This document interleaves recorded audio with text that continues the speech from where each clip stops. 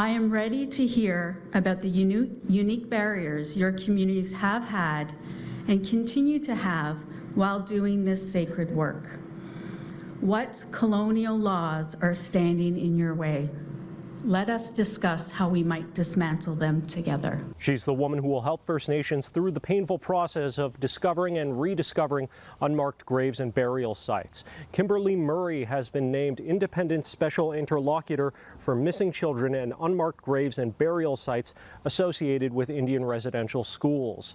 Murray says she's ready for the job, having helped oversee investigations into those grave sites in southern Ontario for the past year. I can speak from experience of having worked at Six Nations of the Grand River with the Mohawk Institute survivors. I would say 1/3 of my job has been speaking with other communities, asking, what did you do here? How did you do this? What's this company like on GPR? Who do you go to look at analyze the results?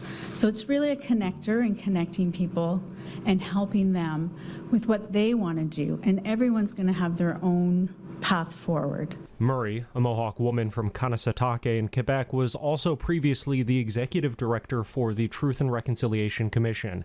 As the special interlocutor, she'll try to clear up jurisdictional confusion, help deal with organizations that won't release records, and determine when and if remains can or should be returned home. No small task. When we look at Kamloops Indian Residential School, it's not only impacted the Kamloops to Schwabnik, but it has been far wide in that many students came from all over British Columbia and into the US and the Yukon and into, Alberta as well. So there's many First Nation communities that have been impacted by this one residential school right here on our ancestral lands here. Murray's 2-year term starts June 14th. She's expected to produce 2 reports during that time.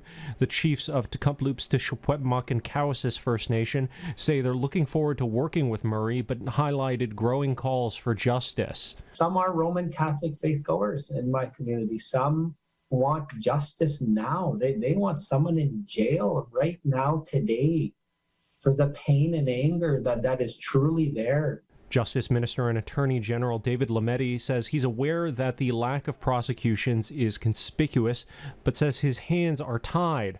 Prosecution services are independent, but he says if Murray suggests a change, he's open to it. I will be honest and say that the accountability and the lack of prosecutions is something that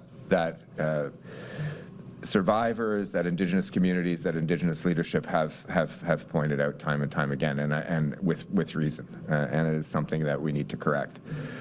But Chief Cadmus Delorme of Cowesses First Nation says though calls for justice are growing, there's something more important in the short term. Ultimately, our end goal is to put names to unmarked graves. That is our end goal. In Ottawa, Xiaoli Li, City News.